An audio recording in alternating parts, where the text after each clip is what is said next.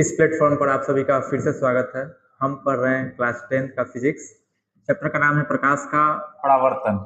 और अभी तक हम लोग पढ़ चुके हैं, जितना टॉपिक कवर हो चुका है वो सब यहाँ पे लिखा हुआ है, देख सकते हैं। लेक्चर 1 में जो है हम लोग प्रकाश पढ़ चुके हैं, किरण क्या होता है, किरण पुंज और इसके प्रकार, और पदार्थ के प्रकार, प्रकाश की पारगम्यता के आधार पर और प्रकाश के उत्सर्जन के आधार पर। इसके अलावा परावर्तन क्या होता है और प्रकाश के परावर्तन के प्रकार कितने होते हैं, 2 प्रकार के प्रकाश का परावर्तन होता है, ये भी हम लोग पढ़ चुके हैं। इसके साथ साथ परावर्तन के नियम तथा इससे संबंधित जो महत्वपूर्ण पद था ये खत्म हो चुका है लेक्चर 1 में।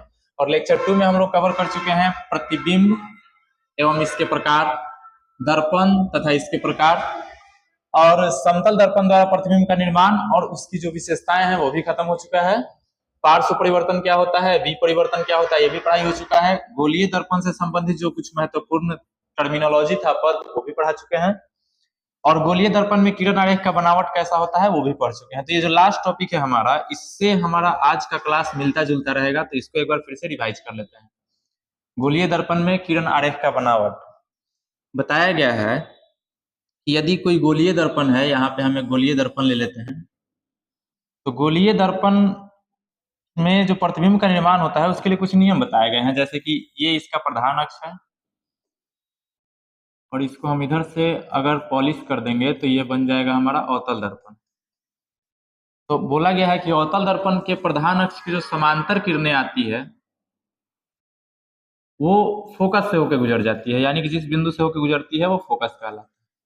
तो पहला नियम यही था किरण आरेख बनावट का कि यदि कोई किरण प्रधान अक्ष के समांतर आएगी तो वो फोकस से होकर गुजर जाएगी। और दूसरा नियम था कि यदि फोकस से होके आएगी तो परावर्तन के बाद समांतर हो जाएगी। ये दोनों एक दूसरे से मिलता जुलता नियम है, एक दूसरे का उल्टा है। और भी नियम था कुछ, जैसे कि यदि कोई किरण जो है वो ध्रुव के पास आती है तो ध्रुव से परावर्तित होकर जो है परावर्तन नियम का पालन करते हुए इस तरह से वापस लौट जाती है। दूसरा नियम यह था कि ध्रुव की ओर आने वाली किरणें परावर्तन नियम का पालन करते हुए वापस लौट जाती है। ये एंगल आई और एंगल आर बनता है, जो कि आपस में दोनों बराबर होता है। और एक नियम और था कि यहाँ पे कहीं रहता है वक्रता केंद्र। तो यदि कोई किरण वक्रता केंद्र से होकर आती है इस तरह से, तो पुनः अपने ही रास्ता पे वापस लौट जाती है, यहाँ से ऐसे ठीक उसी रास्ते पर वापस लौट जाती है जिस रास्ते से वो आई थी। और ये इस प्रकार जो है हमारा नियम खत्म हुआ था। पहला नियम, प्रधान अक्ष के समांतर आने वाली किरणें फोकस से होकर जाती है और फोकस से होकर आने वाली किरणें परावर्तन के बाद प्रधान अक्ष के समांतर हो जाती है। दूसरा नियम, ध्रुव के पास आने वाली किरणें परावर्तन नियम का पालन करते हुए वापस लौट जाती है। और तीसरा नियम यह था कि यदि कोई किरण वक्रता केंद्र से होकर आती है तो पुनः अपने ही पथ पर वापस लौट जाती है, सीधा बिना विचलित हुए। तो इन सभी नियमों का उपयोग करके आज हम लोग पढ़ेंगे गोलीय दर्पणों द्वारा प्रतिबिंब का निर्माण। गोलीय दर्पण 2 प्रकार के, एक है अवतल दर्पण और दूसरा है उत्तल दर्पण। दोनों दर्पण में अलग अलग हम लोग पढ़ेंगे प्रतिबिंब का निर्माण, और यही नियम के अनुसार प्रतिबिंब का निर्माण होगा। तो अवतल दर्पण के बारे में पहले बात करेंगे कि कैसे कैसे प्रतिबिंब का निर्माण होगा। तो अवतल दर्पण के बारे में पहले कुछ चर्चा करते हैं कि यदि कोई ऐसे अवतल दर्पण है तो अवतल दर्पण के परावर्तक सतह के सामने ये वाला जो भाग हो जाएगा, ये तो ऐसे इसका प्रधान अक्ष हो गया, तो ये इतना एरिया, ये सब एरिया जो है ये दर्पण के सामने का भाग कहलाएगा और ये सब दर्पण के पीछे। तो दर्पण के पीछे रखी वस्तु का प्रतिबिंब तो दर्पण में बनता नहीं है। जब भी प्रतिबिंब बनेगा तो दर्पण के सामने रखी वस्तु का प्रतिबिंब बनेगा। तो दर्पण के सामने वस्तु को रखने के लिए बहुत सारी स्थितियां हैं, जैसे कि यहाँ पे फोकस होता है। अवतल दर्पण में दर्पण के सामने ही फोकस होता है और दर्पण के सामने ही वक्रता केंद्र भी होता है, जबकि उत्तल दर्पण में ऐसा नहीं है। उत्तल दर्पण में क्या है कि ये इधर से पॉलिश किया हुआ रहता है और ये परावर्तक सतह है और ये दर्पण के सामने वाला भाग है। ये सब जो एरिया है ये दर्पण के सामने और ये दर्पण के पीछे। तो उत्तल दर्पण में जो है वक्रता केंद्र दर्पण के पीछे होता है, वक्रता केंद्र दर्पण के पीछे, तथा फोकस भी दर्पण के पीछे होता है, यानी कि फोकस और वक्रता केंद्र दोनों दर्पण के पीछे होता है। और वस्तु रखा जाता है दर्पण के सामने प्रतिबिंब निर्माण के समय। तो दिक्कत यह है कि अवतल दर्पण के सामने जो है वस्तु को रखने पर यहाँ से ये फोकस है और फोकस और तथा ध्रुव, इस रीजन में यदि हम वस्तु को रखते हैं तो अलग प्रकार का प्रतिबिंब बनता है, जिसे पहला स्थिति बोलेंगे। अगर यहाँ पे फोकस पर कोई वस्तु रखते हैं तो इसका प्रतिबिंब अलग तरह से बनता है, ये स्थिति 2 हो गया। फोकस से लेके वक्रता केंद्र के बीच इन दूरियों पर कहीं अगर हम वस्तु रखते हैं तो उसका प्रतिबिंब बनने का अलग नियम है, वो अलग प्रकार का प्रतिबिंब बनता है, ये तीसरा स्थिति हो गया। और चौथा स्थिति है वक्रता केंद्र पर। वक्रता केंद्र पर यदि हम वस्तु को रखेंगे तो वहां पर प्रतिबिंब की विशेषताएं अलग होती है, तो ये हो जाएगा चौथा स्थिति। और पांचवा स्थिति है वक्रता केंद्र तथा अनंत के बीच, वक्रता केंद्र के बाहर इन सभी क्षेत्रों में कहीं रखा हुआ यदि प्रतिबिंब होगा, तो ये हो गया पांचवा स्थिति। और एक छठा होता है अनंत पर बहुत दूर कहीं स्थित है वस्तु, तो उसे बोला जाता है कि अनंत पर स्थित वस्तु है, और वो हो गया छठा स्थिति। तो इस तरह से अवतल दर्पण के सामने 6 स्थितियां हैं जहां पे हम वस्तुओं को रखेंगे, और हर स्थिति में वस्तु का जो प्रतिबिंब है उसकी प्रकृति बदल जाएगी। तो इसलिए हर स्थिति के लिए अलग अलग हमें याद रखना होगा और पढ़ना भी होगा, समझना भी होगा। जबकि उत्तल दर्पण में ऐसा नहीं है। उत्तल दर्पण में जो है वक्रता केंद्र और फोकस सब दर्पण के पीछे आता है, तो इसलिए पीछे हम तो वस्तु रखेंगे नहीं, तो स्थितियां अलग अलग नहीं होती है। यहाँ पे 2 ही स्थिति बन सकता है, ये ध्रुव है और इधर कहीं अनंत है। तो अनंत तथा ध्रुव के बीच में हम वस्तु रख सकते हैं, एक कंडीशन ये है। या तो हम अनंत तथा ध्रुव के बीच में वस्तु को रख सकते हैं, कंडीशन नंबर 1, इतना एरिया में, या फिर अनंत पर ही वस्तु को रखेंगे, वो हो गया स्थिति नंबर 2। 2 ही स्थिति बनता है उत्तल दर्पण में। उत्तल दर्पण में 2 स्थिति है, या तो हम वस्तु को अनंत पर रखें या अनंत तथा ध्रुव के बीच में रखें। तो इन्हीं सभी स्थितियों के बारे में आज हम लोग पढ़ेंगे। पहले अवतल दर्पण में अलग अलग स्थिति में वस्तुओं को रखकर प्रतिबिंब का निर्माण कराएंगे, और उस स्थिति में प्रतिबिंब की क्या प्रकृति है, क्या विशेषता है, उस पर बात करेंगे। तो शुरू करते हैं हम लोग सबसे पहले अवतल दर्पण से। अवतल दर्पण द्वारा विभिन्न प्रकार के प्रतिबिंब का निर्माण, और पहला स्थिति है जब वस्तु अवतल दर्पण के फोकस तथा ध्रुव के बीच में स्थित हो। तो सबसे पहले हम एक अवतल दर्पण का निर्माण करेंगे। इधर से पॉलिश कर देते हैं, ये बन गया अवतल दर्पण, और इसका ये हो गया प्रधान अक्ष।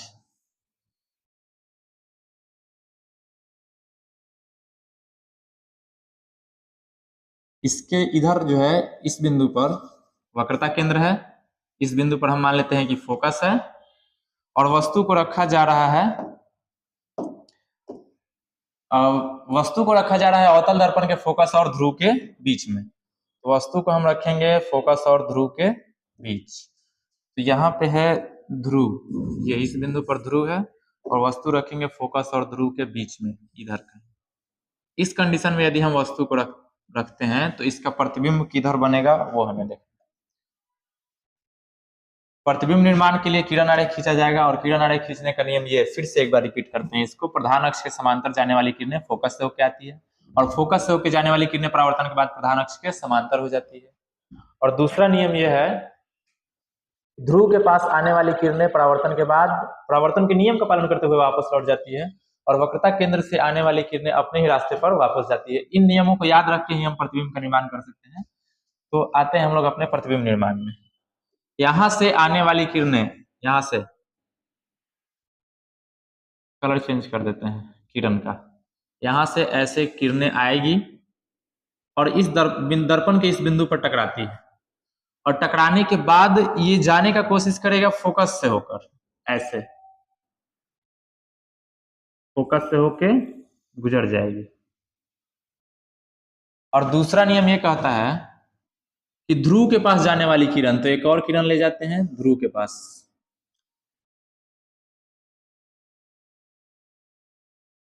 यहां से ध्रुव के पास गया, और ध्रुव से परावर्तन का नियम का पालन करते हुए, अर्थात लगभग समान कोण बनाते हुए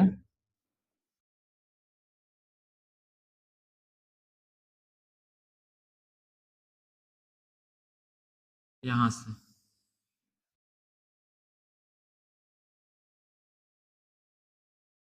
लगभग समान कोण बनाते हुए ऐसे लौट जाती है।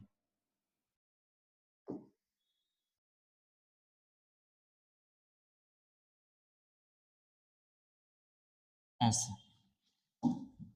तो यहाँ पे जो है आपतन कोण I और परावर्तन कोण R दोनों लगभग बराबर हो गया। अब इस तरह से जब हम देखें तो किरणें एक दूसरे को काटती हुई तो दिखाई दे नहीं रही है। अगर हम इसको आगे कितना भी दूर बढ़ा दें तो नहीं कटेगी। तो इसलिए क्या करते हैं कि हम इसको काल्पनिक रूप से पीछे बढ़ाते हैं, तो देखते हैं क्या होता है। पीछे जब बढ़ाएंगे तो हमें काल्पनिक रूप से कटती हुई प्रतीत होगी, वास्तव में नहीं कटेगी बल्कि काल्पनिक रूप से कटती हुई प्रतीत होगी। ऐसे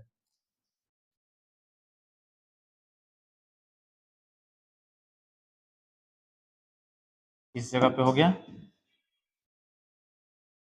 और एक और लाइन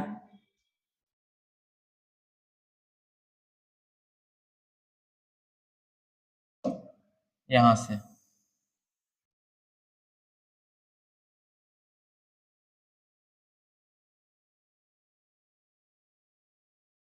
इसको इस लाइन में मिला देते हैं। हाँ, ये वाला लाइन थोड़ा छोटा हो गया है।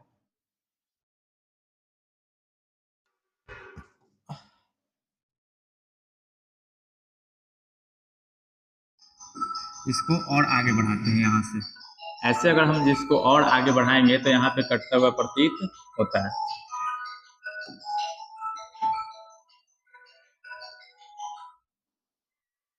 ऐसे तो यहाँ से कटता हुआ प्रतीत हुआ पीछे। जब हम वस्तु को फोकस और ध्रुव के बीच में रखें तो समांतर जाने वाली किरणें फोकस होकर गुजर जाती है, और ध्रुव के पास जाने वाली किरणें परावर्तन नियम का पालन करते हुए वापस लौट जाती है। तो ये किरणें आगे बढ़ाते जाएंगे तो कहीं पे कटते हुए प्रतीत होती नहीं है, लेकिन इसे पीछे की ओर अगर बढ़ाया जाए, जो कि काल्पनिक रूप से बढ़ाया गया है, वास्तव में कट तो नहीं रही है, तो पीछे की ओर बढ़ाने पर यहाँ पे कटते हुए प्रतीत हो रही है। तो इसी बिंदु पर जो है प्रतिबिंब का निर्माण होगा, इस बिंदु पर, और इस बिंदु पर प्रतिबिंब का निर्माण होता है। और फिर इसकी विशेषता पे बात करते हैं। पहले प्रतिबिंब बना दिया जाए यहाँ पे, लगभग यहाँ इसके सामने ये हो गया प्रतिबिंब। ये है हमारा ए बी जो कि वस्तु है, और ये हो गया ए डैश बी डैश प्रतिबिंब। तो इस तरह से देख सकते हैं यहाँ पे कि फोकस और ध्रुव के बीच रखी वस्तु का जो है प्रतिबिंब दर्पण के पीछे बनता है, काल्पनिक बनता है, और वस्तु से बड़ा बनता है। तो इस कंडीशन में प्रतिबिंब का आकार देखा जाए, आकार तो वस्तु से बड़ा, आकार जो है वो वस्तु से बड़ा है, वस्तु से बड़ा। स्थान देखा जाए कि कहाँ पे प्रतिबिंब बन रहा है, तो स्थान है दर्पण के पीछे। दर्पण के पीछे। प्रकृति, तो प्रकृति देखा जाए तो वास्तविक तो है नहीं, आभासी है। आभासी कहें या काल्पनिक, आभासी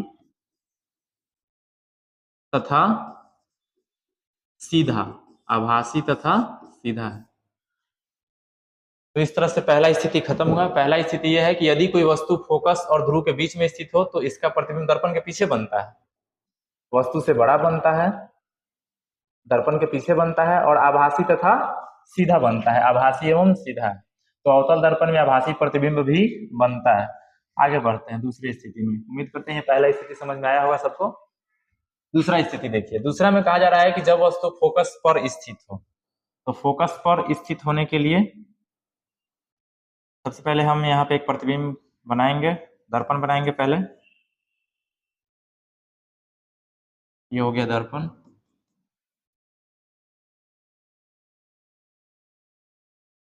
और ये हो जाएगा इसका प्रधान अक्ष,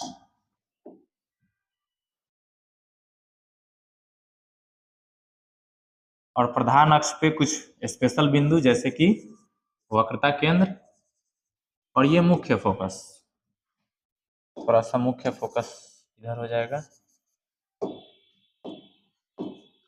यहाँ पे मुख्य फोकस। और प्रतिबिंब कहाँ पे रखना है, जब वस्तु कहाँ रखना है, जब वस्तु फोकस पर स्थित हो, तो वस्तु को फोकस पर ही रखना है। चलिए वस्तु को जो है हम फोकस पर ही रख देते हैं, यहाँ पे इस तरह से वस्तु रखी हुई है। तो प्रतिबिंब का निर्माण कहाँ होगा, कैसा होगा, उस पर बात करते हैं। तो सबसे पहले तो बात यह है कि समांतर जाने वाली किरणें, प्रधान अक्ष की जो समांतर जाती है किरण का रंग बदल देते हैं। यहाँ से ऐसे समांतर जाने वाली किरणें परावर्तन के बाद जो है फोकस से होकर गुजर जाती है, पहला नियम ये है। और दूसरा, ध्रुव के पास जाने वाली किरणें, ध्रुव के पास जाने वाली किरणें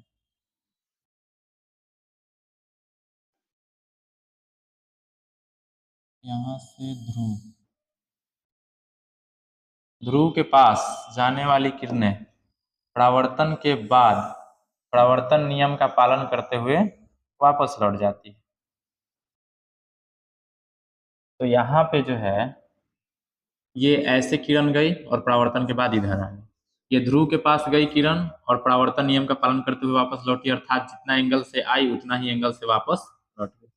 लेकिन ये दोनों किरणें कटते हुए प्रतीत हो नहीं रही है, तो इसको पीछे बढ़ा के देखा जाए, हो सकता है पीछे कट जाए काल्पनिक रूप से। तो यहाँ से ऐसे पीछे की ओर बढ़ाया जाए,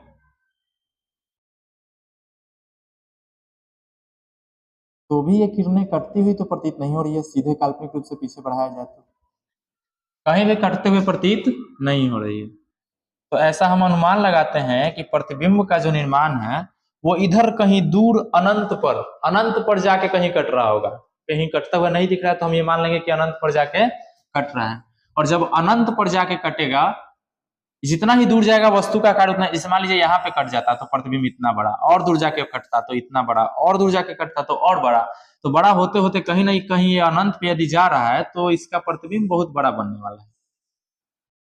तो इस तरह से हम निष्कर्ष निकाल सकते हैं कि इस स्थिति में जो प्रतिबिंब बनेगा वो बहुत बड़ा बनेगा, बहुत बड़ा। मिटा लेते हैं पहले।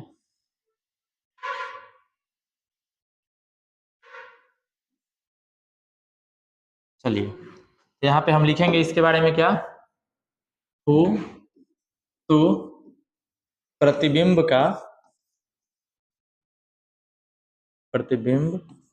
का आकार देखा जाए, आकार, तो आकार तो बहुत बड़ा है, बहुत बड़ा। और इधर कहीं जाके कटेगा तो प्रतिबिंब जो है ऐसे उल्टा बनेगा, ऐसे उल्टा। तो प्रतिबिंब बहुत बड़ा तो है ही, साथ साथ उल्टा भी है।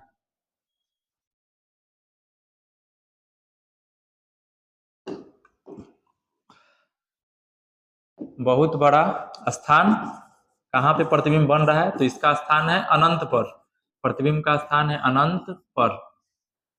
प्रकृति, तो प्रकृति है कि प्रतिबिंब जो है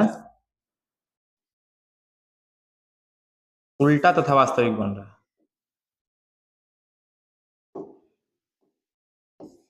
प्रकृति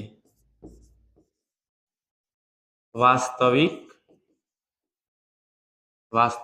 तथा उल्टा, वास्तविक तथा उल्टा। तो ये भी उम्मीद करते समझ में आया होगा। यदि फोकस पे कोई वस्तु स्थित है तो इसका प्रतिबिंब, वैसे किरणें, इससे गुजरने वाली किरणें कटती हुई प्रतीत नहीं होती है, तो ऐसा मान लेते हैं कि अनंत पे कहीं कट रहा होगा, तो प्रतिबिंब का आकार बहुत बड़ा हो जाता है, स्थान अनंत पर और इधर आ रहा है, इसलिए हम ये मानते हैं कि प्रतिबिंब जो है वास्तव में कटेगी अनंत पे जाके और प्रतिबिंब बनेगा वास्तविक तथा उल्टा। तो ये दो स्थितियां हो गई है, पहला ये और दूसरा ये।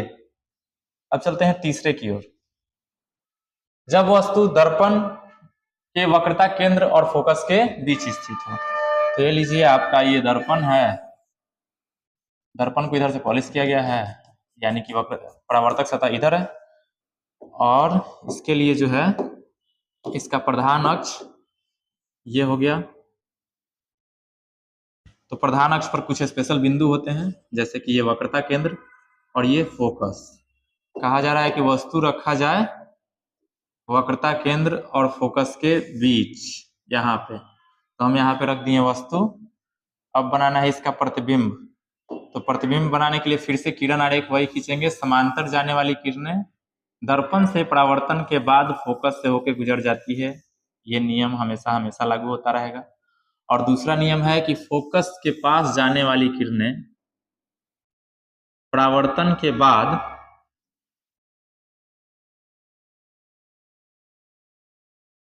इस तरह से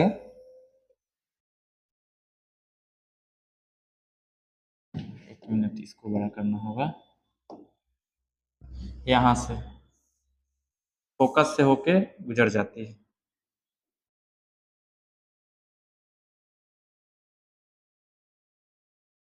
ऐसे। और दूसरा है ध्रुव के पास जाने वाली किरण परावर्तन नियम का पालन करते हुए ऐसे वापस लौटती है।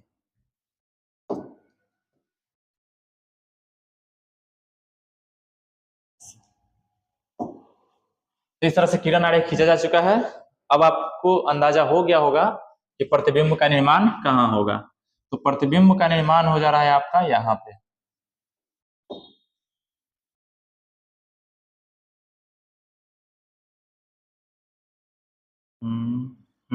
ये यहाँ ऐसे इस बिंदु पे प्रतिबिंब का निर्माण हो गया। पिछली स्थिति में लगता है कि हम वस्तु का नाम नहीं लिखें, ये है वस्तु। अब प्रतिबिंब कहाँ बन रहा है हमको पता नहीं है, बस खाली अंदाजा लगाए हैं कि अनंत पे बन गया है। तो हम उसका नाम कैसे लिखें? ये वस्तु है जिसका नाम ए बी लिख देते हैं। अगली कंडीशन में हमारा ये वस्तु है ए बी। वस्तु को बिंब के नाम से भी जानते हैं, वस्तु कहिए चाहे बिंब। और ये बन गया प्रतिबिंब ए डैश बी डैश, प्रतिबिंब। हालांकि यहाँ पे नाम नहीं लिखेंगे, इस यहाँ पे हमको दूसरी चीज लिखना है।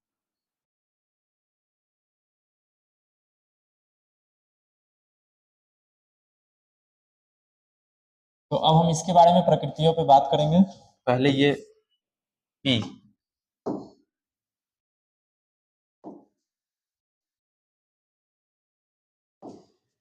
इस बिंदु का नाम लिख देते हैं पी।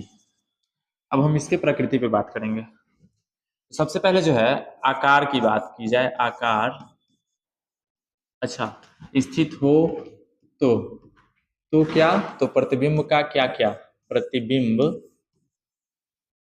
का ये सब बातें, यानी कि आकार। आकार जो है वो वस्तु से बड़ा, वस्तु से बड़ा, वस्तु से बड़ा। स्थान देखा जाए, स्थान तो वक्रता केंद्र के बाहर, वक्रता केंद्र के बाहर, वक्रता केंद्र के बाहर। और प्रकृति,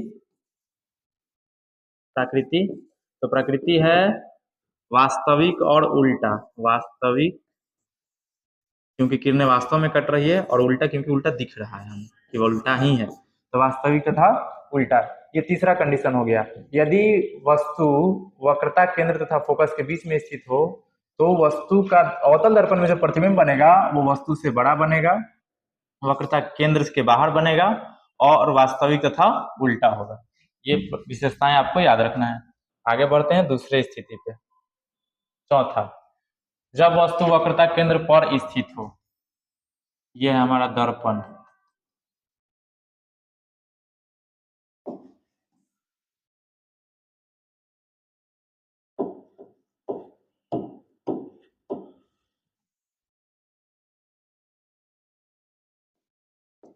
दर्पण पे स्थित कुछ स्पेशल बिंदु, वक्रता केंद्र,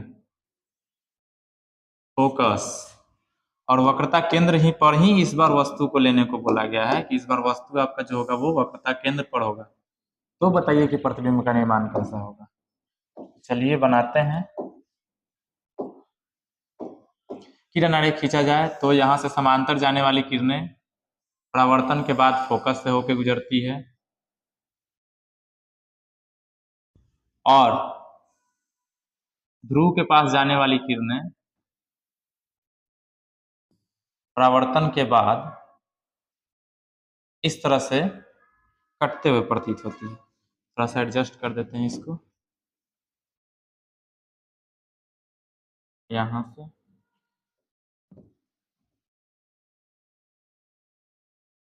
फिर से बनाते हैं।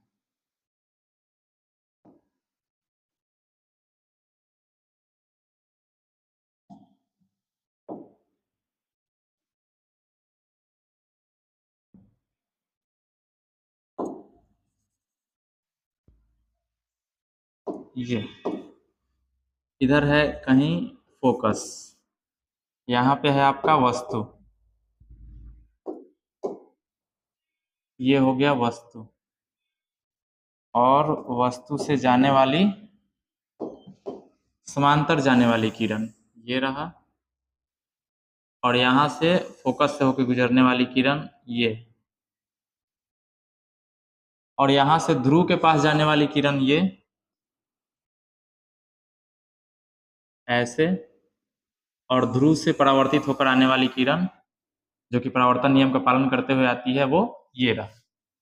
तो इस तरह से जो है प्रतिबिंब का निर्माण हुआ। प्रतिबिंब का जो निर्माण होगा वो एकदम वक्रता केंद्र पर ही होगा। यहाँ पे देखिए ये परावर्तन नियम का पालन करते हुए आया है, एंगल I और एंगल R। तो वस्तु के समांतर आने वाली किरणें फोकस से होकर गुजर गई और ध्रुव के पास आने वाली किरणें परावर्तन नियम का पालन करते हुए वापस लौटी। तो यहाँ पे हमारा निर्माण हो गया प्रतिबिंब का, और प्रतिबिंब दिख सकता है कि ये जो है वास्तविक और उल्टा है और वस्तु के बराबर ही है, ये है वस्तु। तो इसकी विशेषताओं पर यदि बात की जाए तो अच्छा हो तो प्रतिबिंब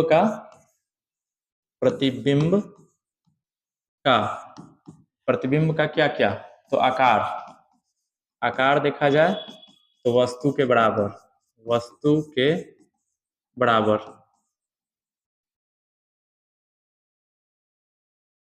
स्थान, तो स्थान है वक्रता केंद्र पर ही, वक्रता केंद्र पर। और प्रकृति, तो प्रकृति है वास्तविक तथा उल्टा, वास्तविक तथा उल्टा। तो इस स्थिति में भी आप लोगों को समझ में आया होगा प्रतिबिंब कैसा बनेगा। यदि कोई वस्तु वक्रता केंद्र पर स्थित है तो उसका प्रतिबिंब आकार में वस्तु के बराबर होगा, स्थान देखा जाए तो वक्रता केंद्र पर, और प्रकृति वास्तविक एवं उल्टा होगा। दूसरे कंडीशन में तो हमारा ये स्थिति है जब वस्तु वक्रता केंद्र और अनंत के बीच स्थित हो। तो इस कंडीशन में सबसे पहले अवतल दर्पण का निर्माण करते हैं। हमारा कलम ये रहेगा और इधर से हम इसको पेंट कर देते हैं। और ये रहा प्रधान अक्ष लेना है इस पे, तो ये रहा प्रधान अक्ष, और प्रधान अक्ष पर स्थित कुछ स्पेशल बिंदु, ये हो गया वक्रता केंद्र और ये हो गया फोकस। वक्रता केंद्र से बाहर हमें एक वस्तु को स्थित करना है, तो वक्रता केंद्र के बाहर इस बिंदु पर हम एक वस्तु खड़ा कर दिए। अब इस वस्तु से जाने वाली किरणें यानी कि इसका प्रतिबिंब बनाना है, तो इसका किरण आरेख खींचेंगे। यहाँ से निकलने वाली किरण दर्पण से परावर्तन के बाद फोकस से होके गुजर जाती है। और दूसरा एक और नियम बताया गया है कि यदि कोई किरण वक्रता केंद्र से होकर गुजरती है तो अपने ही रास्ते पर वापस लौटती है। यहाँ से ऐसे आने वाली जो किरण होगी वक्रता केंद्र से, फिर इसी रास्ते पर वापस लौट जाएगी, ऐसे जिस रास्ते पर आई उसी रास्ते पर लौट गई। और यहाँ से समांतर आने वाली किरणें फोकस से होकर गुजर गई। तो यहाँ पे देख सकते हैं कि इस बिंदु पर किरणों का कटाया हुआ जो कि वास्तविक कटान है, और वास्तविक कटान से बना प्रतिबिंब वास्तविक प्रतिबिंब होता है, ये पता ही है। तो यहाँ पे जो है एक वास्तविक प्रतिबिंब का निर्माण होता है जो कि उल्टा है। तो इस तरह से यदि कोई वस्तु वक्रता केंद्र के बाहर स्थित हो तो अवतल दर्पण में जो है प्रतिबिंब का निर्माण वक्रता केंद्र और फोकस के बीच में होता है, वास्तविक और उल्टा होता है। और एक चीज देखने के लिए मिल सकता है कि ये जो है प्रतिबिंब वस्तु से छोटा है, ये हमारा वस्तु है और ये है प्रतिबिंब। वस्तु का नाम ए बी, इसका नाम रख देते हैं ए डैश बी डैश। अब हम लिखते हैं इसके विशेषताएं के बारे में। तो अगर हो तो यानी कि जब वस्तु वक्रता केंद्र और अनंत के बीच स्थित हो तो प्रतिबिंब का क्या क्या बात कर सकते हैं, आकार पे बात कर सकते हैं। प्रतिबिंब का आकार जो है वो वस्तु से छोटा है, वस्तु से छोटा। और क्या बोल सकते हैं। स्थान की बात करेंगे तो स्थान है वक्रता केंद्र, वक्रता केंद्र तथा फोकस के बीच, वक्रता केंद्र तथा फोकस के बीच। प्रकृति, तो प्रकृति है वास्तविक, वास्तविक तथा उल्टा, वास्तविक तथा उल्टा। तो इस तरह से यदि कोई वस्तु अवतल दर्पण के सामने वक्रता केंद्र के बाहर स्थित हो तो उसका प्रतिबिंब वक्रता केंद्र तथा फोकस के बीच में बनता है, वास्तविक और उल्टा बनता है और वस्तु से छोटा। बढ़ते हैं अगली स्थिति की ओर। अगला स्थिति है जब वस्तु अनंत पर स्थित हो। इसके लिए हम दो चित्र बनाएंगे, एक वो चित्र जिसमें आपको प्रतिबिंब बनता हुआ दिखाई नहीं देगा और एक में दिखाई देगा। यह है अवतल दर्पण और ये है अवतल दर्पण का प्रधान अक्ष, जिसमें वस्तु कहीं अनंत पे रखा हुआ है, कहाँ रखा हुआ है हमें पता ही नहीं। एक और कंडीशन, अवतल दर्पण ये है और अवतल दर्पण का ये प्रधान अक्ष। तो यहां से जो है कोई वस्तु यदि अनंत पर स्थित है तो अनंत से आने वाली किरणें, अनंत से आने वाली किरणें प्रधान अक्ष यदि समांतर आ रही है और कहाँ वस्तु स्थित है हमें पता ही नहीं है, क्योंकि अनंत है तो अनंत बहुत दूर होता है जिसके बारे में हमें पता नहीं है। तो वहां से आने वाली समांतर किरणें परावर्तन के बाद फोकस पे ही जाएगी। उसी वस्तु से एक और मान लेते हैं किरण आ रही है जो इसी के समांतर आ रही है और परावर्तन के बाद फिर ये भी फोकस से होकर गुजरी। तो किरणों का यहाँ पे कटान जो है, किरणों का कटान फोकस पर हो रहा है, तो इसलिए प्रतिबिंब का भी निर्माण यहीं पे माना जाता है। बोला जाता है कि यदि कोई वस्तु अनंत पर स्थित हो तो अवतल दर्पण में उसके प्रतिबिंब का निर्माण फोकस पर होता है और फोकस पर प्रतिबिंब का निर्माण तो हो रहा है लेकिन उसका आकार आप देख सकते हैं, हो तो प्रतिबिंब का आकार, आकार जो है वो बहुत छोटा, बहुत छोटा, या बोल सकते हैं कि बिंदु मात्र का, बिंदु मात्र का। यदि कोई वस्तु अनंत पर स्थित है तो अवतल दर्पण में उसका प्रतिबिंब बहुत छोटा बनता है मुख्य फोकस पर, बिंदु मात्र का। स्थान की बात की जाए तो स्थान होगा उसका मुख्य फोकस पर, मुख्य फोकस पर।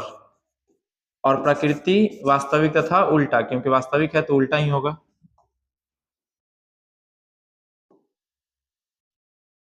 प्रकृति वास्तविक और उल्टा, वास्तविक तथा उल्टा। इस तरह से प्रतिबिंब का निर्माण होता है यदि कोई वस्तु अनंत पर स्थित हो तो। यहाँ पे तो दिखाई नहीं दे रहा है, हम एक दूसरा कंडीशन में बना के दिखा रहे हैं। जैसे यदि कोई वस्तु ऐसे स्थित है बहुत दूर, ऐसे, तो इससे आने वाली किरणें प्रधान अक्ष के समांतर तो नहीं है, ये प्रधान अक्ष के समांतर नहीं है और दर्पण के किसी सतह से ऐसे टकराती है। तो टकराने के बाद जो है यदि मुख्य फोकस यहाँ पे है तो किरणें मुख्य फोकस से न होकर थोड़ा सा पहले से ही गुजर जाएंगी। अगर किरणें ऐसे है तो ऐसे आती है, ऐसे होगी तो थोड़ा और अलग से आती है, और अलग से मुख्य फोकस से ना आके थोड़ा अलग से आती है, और अलग से आने के बाद ऐसे आती है, ऐसे, और ये ऐसे, और यहाँ पे प्रतिबिंब का निर्माण होता हुआ नजर आता है ऐसे। और जिस तल में इस प्रतिबिंब का निर्माण हो रहा है, ये जो प्रतिबिंब बना, ये फोकस है, फोकस प्रतिबिंब। तो यदि कोई किरणें, दो समांतर किरणें जो कि अक्षीय नहीं, अक्ष के समांतर नहीं है, समांतर उपाक्षीय किरणें जो है परावर्तन के बाद जिस तल में कटती है, पहले तो उस तल को फोकस तल कहा जाता है। जिस तल में ये किरणों का कटान हो रहा है ना, इस तल को हम लोग फोकस तल कहते हैं, फोकस तल, फोकस तल। और यहाँ पे आप देख सकते हैं प्रतिबिंब बनते हुए कि यदि कोई वस्तु बहुत दूर अनंत पर स्थित है तो आने वाली किरणें जो है परावर्तन के बाद फोकस के सामने ही कटती है और फोकस पर ही प्रतिबिंब का निर्माण होता है। और प्रतिबिंब जो है वस्तु से छोटा होता है, वास्तविक और उल्टा होता है। इस प्रकार अवतल दर्पण में बने प्रतिबिंब के बारे में हम लोग पढ़ चुके हैं। अवतल दर्पण में प्रतिबिंब बनने की 6 स्थितियां थी। यहां से स्टार्ट हुआ, यहां से अवतल दर्पण में हमने प्रतिबिंब निर्माण के लिए बताया था कि 6 स्थितियां हैं। पहला, एक वो जब वस्तु ध्रुव तथा फोकस के बीच स्थित हो। दूसरा, जब फोकस पर स्थित हो। तीसरा, फोकस और वक्रता केंद्र के बीच। चौथा, वक्रता केंद्र पर। और पांचवा, वक्रता केंद्र तथा अनंत के बीच। और छठा था अनंत पर ही। तो एक एक करके सभी स्थितियों के बारे में हमने चर्चा किया कि यदि वस्तु फोकस और ध्रुव के बीच स्थित होगा तो प्रतिबिंब का आकार वस्तु से बड़ा होगा, दर्पण के पीछे आभासी तथा सीधा होगा। दूसरा हम लोगों ने पढ़ा कि यदि वस्तु फोकस पर स्थित हो तो प्रतिबिंब का आकार बहुत बड़ा होगा और स्थान अनंत पर और वास्तविक तथा उल्टा प्रकृति में देखा जाए तो। तीसरा स्थिति था कि यदि वस्तु वक्रता केंद्र तथा फोकस के बीच में स्थित हो, यहाँ पे, तो प्रतिबिंब जो है वस्तु से बड़ा बनता है, वक्रता केंद्र के बाहर बनता है और वास्तविक तथा उल्टा होता है। चौथा कंडीशन था जब वस्तु वक्रता केंद्र पर स्थित हो। तो जब वस्तु वक्रता केंद्र पर स्थित हो तो प्रतिबिंब और वस्तु का आकार आपस में बराबर होगा और वास्तविक तथा उल्टा होगा और स्थान जो है वक्रता केंद्र पर ही होगा। पांचवा था जब वस्तु वक्रता केंद्र के बाहर यानी वक्रता केंद्र और अनंत के बीच स्थित हो, यहाँ पे, तो इसका प्रतिबिंब छोटा बनता है, उल्टा बनता है और वास्तविक होता है और वक्रता केंद्र तथा फोकस के बीच में होता है। और छठा है जब वस्तु अनंत पे स्थित हो। तो जब वस्तु अनंत पे स्थित हो तो प्रतिबिंब फोकस पर बनता है, बहुत छोटा बनता है और वास्तविक तथा उल्टा होता है। तो इन सभी बातों से हम कुछ निष्कर्ष पे पहुंचे। वो निष्कर्ष ये है कि अवतल दर्पण में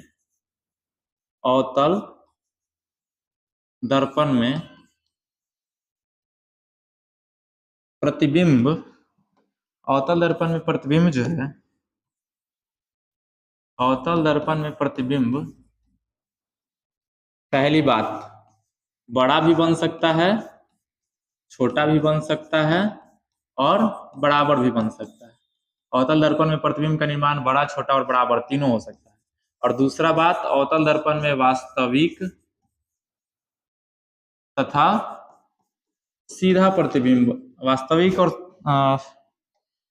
और आभासी दोनों प्रतिबिंब बन सकता है। वास्तविक तथा आभासी दोनों प्रतिबिंब बन सकता है। तीसरा बात, उल्टा तथा सीधा दोनों हो सकता है, कभी उल्टा तो कभी सीधा। चौथा है दर्पण के सामने भी बन सकता है, सामने या पीछे भी बन सकता है। तो इस तरह से इतनी सारी विशेषताएं हैं अवतल दर्पण के। लेकिन ये सब जो बात बता रहे हैं, दोनों चीज हो रहा है, उसमें एक बात कॉमन है कि सामान्यतः